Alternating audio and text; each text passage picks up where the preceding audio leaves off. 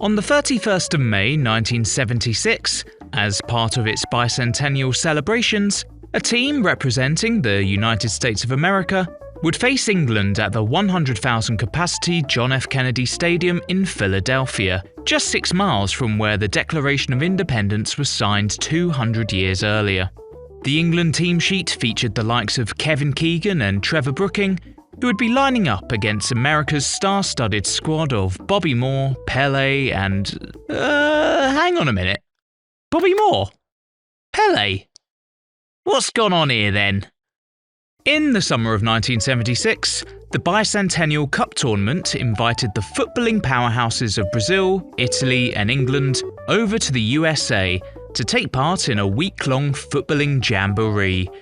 The problem for the hosts being, their national team was a bit pants. So instead they cobbled together a bunch of foreigners that happened to be in the country at the time to represent them as Team America. Honestly, that's what they were really called. Believe it or not, the United States could have the strongest side of the tournament. They didn't. Context! In 1976, the United States was in full celebration mode for the bicentennial of the Declaration of Independence. The American Revolution Bicentennial Administration, or ARBA, was looking for ways to showcase the USA to the world. American sports, from the NFL to the NBA, from the Kentucky Derby to whatever this is, were all putting on their own special events to commemorate this big birthday. But, given that nobody outside of the USA really watched those, Rocky withstanding, ABBA looked to a sport with a more worldwide appeal. Open wide for some soccer!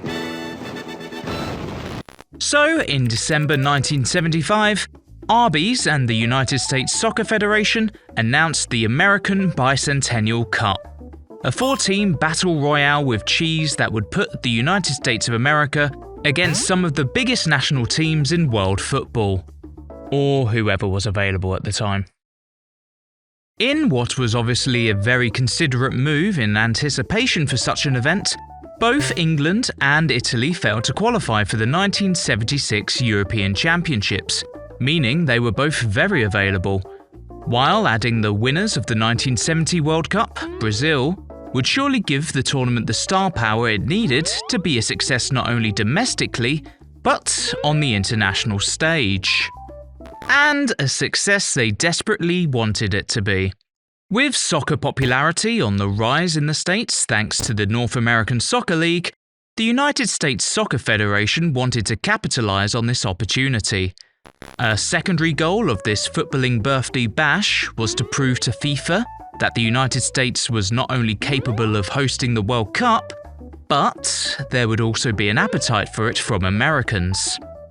Gene Edwards, the president of the U.S.A, told the New York Times, "This will be a big test for us. In a way, it will show whether the country is ready to host the World Cup a few years from now." However, there was one big challenge. The United States' own national soccer program was in the shitter. The men's national team had been largely absent from the world stage. It hadn't attended a World Cup since 1950 and was yet to qualify for a single CONCACAF championship since the competition's inception in 1963. In the calendar year of 1975, the USA had lost all 5 of its fixtures, including a 10-0 mauling to Italy in Rome, 7-0 against Poland, and 6-0 against Argentina. In fact, the USA hadn't actually won a game since a 1-0 win against Bermuda in September 1973. Given this predicament and the enormity of the occasion, the United States Soccer Federation agreed that fielding an outmatched team of Americans against Brazil, Italy and England probably wouldn't be enjoyable viewing for home supporters. So they took a very different route. Rather than playing a team of Americans, they'd play a team of players in America. The United States Soccer Federation compiled a dream team of superstars that were registered with clubs in the NASL, irrespective of their nationality. Whoa, what the f*** are they playing on? Is that a baseball field? Jesus Christ. Making this dream team would be some of the North American Soccer League's biggest names, including the likes of Pelé, Bobby Moore, George Best, and Giorgio Chinaglia, while only a handful of US-born players would make the cut. To put it into perspective, just 3 Americans would make the starting lineup against Italy in Team America's opening game, and only 2 against England in their 3rd and final game of the competition. While this would be something of an embarrassment for most countries, event organisers and even some members of the American press seemed fairly chuffed with the team they'd put together. The New York Times wrote, "Imagine a trio of George Best, Giorgio Chinaglia and Pelé. No country in the world has 3 guys like that to play forward." Not everyone was happy though. Hubert Vogelsinger, head coach of the Boston Minute Men, told the St. Petersburg Times in May, "We have the greatest opportunity to expose our players to world-class competition in the Bicentennial Series. This was unbelievable short-sightedness. Even if we lose 10-0, so what? The experience would have been invaluable." Oh, wait a minute. Terry Funk versus Dusty Rhodes for the NWA World title. Sign me the f*** up. Turns out a lot of people agreed with whatever Hubert was saying. The less enthusiastic parts of the US press nicknamed this all-star squad Team Import or Team Melting Pot, neither of which were particularly good insults, but then again I wouldn't have expected much better. Even players within Team America themselves weren't happy about the situation. Goalkeeper Bob Rigby described his own selection as an afterthought, while George Best and Rodney Marsh either withdrew from the squad entirely due to the backlash, or were booted out because they failed to show up for training. Either story seems plausible, so just choose your own adventure. Despite either losing or binning George Best and Rodney Marsh, preparations for the Bicentennial Cup continued.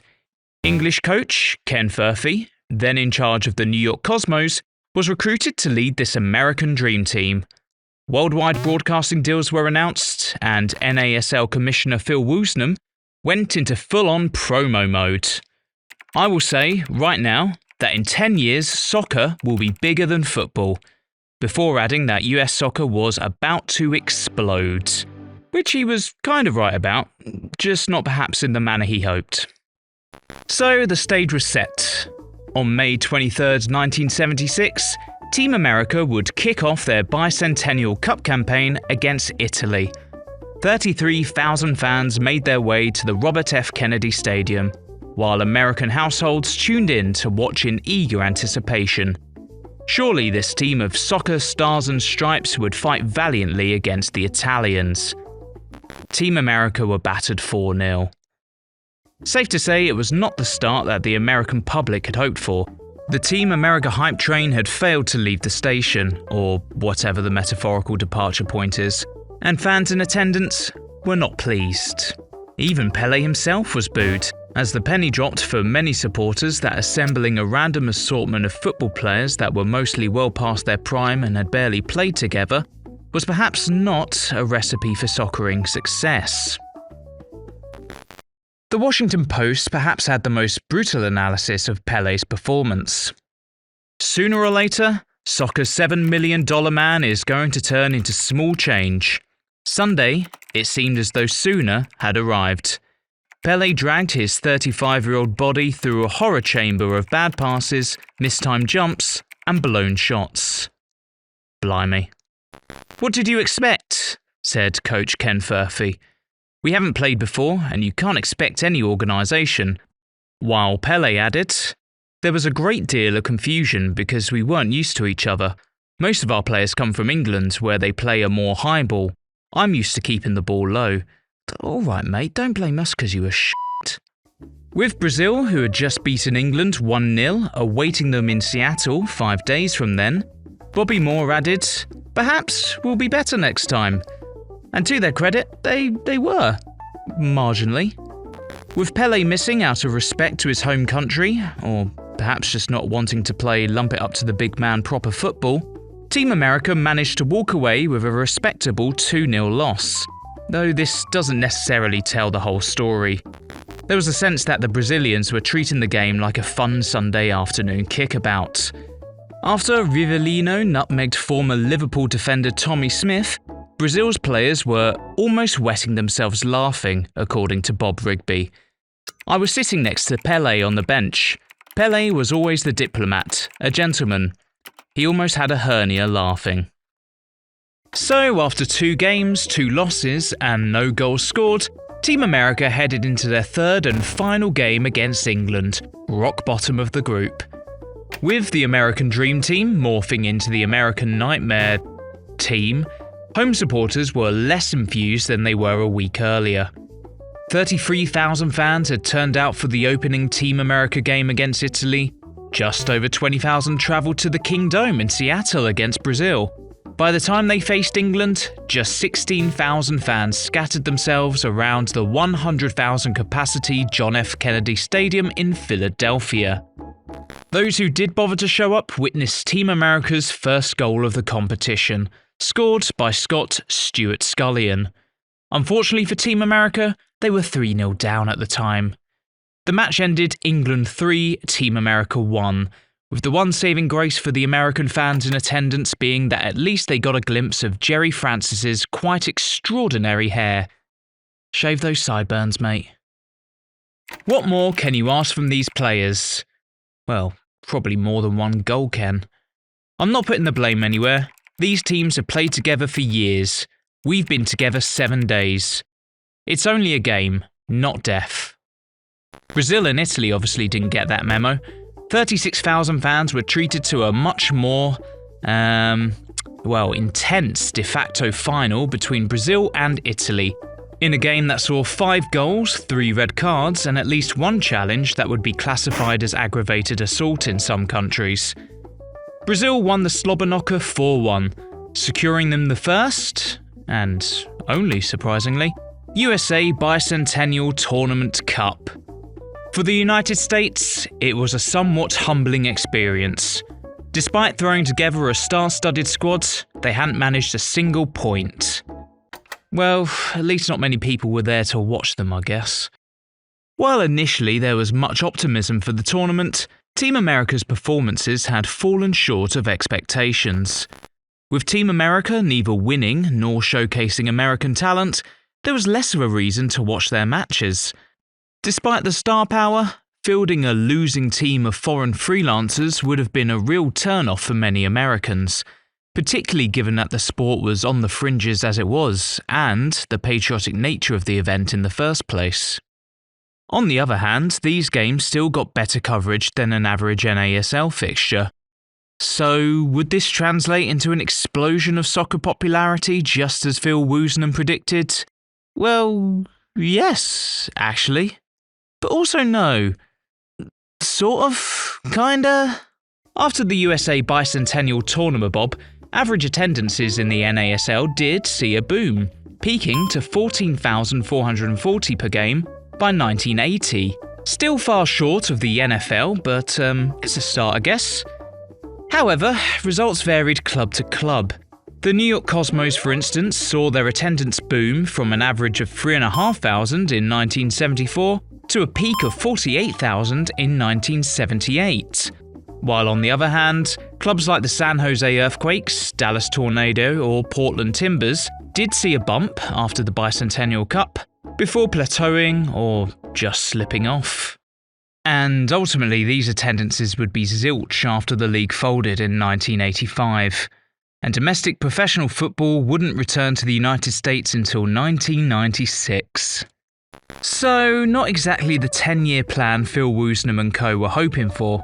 But, despite the North American Soccer League imploding in on itself, there was clearly still an appetite for the sport in the United States. Football at the 1984 Summer Olympics was very well attended across the country, with over 100,000 spectators in attendance for both the final and bronze medal matches. Both the US men's and women's teams quietly continued to develop, culminating in the men's team winning their first CONCACAF Gold Cup in 1991, and the women's team winning both the Women's World Cup and CONCACAF Championship the same year. 15 years on from the Bicentennial Tournament, USA Soccer had won its first proper trophies. Maybe Pelé and co had left some kind of legacy after all. Maybe. As for hosting the World Cup, well, the USA would submit a bid to replace Colombia as host for the 1986 World Cup, but FIFA decided to go with Mexico instead. It would take until 1994 for the greatest show on earth to land in the United States.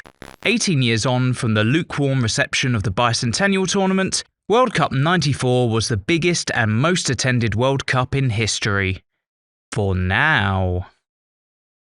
In the end, Pelé, Bobby Moore and the rest of Team America at the Bicentennial Cup wasn't exactly the spark that lit an American soccering revolution, but more of a warm fart that, over time, combined with other gases to build up enough pressure to ignite whatever stage the online discourse suggests football in the United States is at. I might need to rethink that bit. It took a weird route, but here we are now 50 years after the Bicentennial Cup, on the precipice of another big American birthday, and once again, some of the biggest names in football will travel over to North America to join the party. There's no denying this will be the biggest World Cup in history, and the only thing that could stop the hype train this time would be...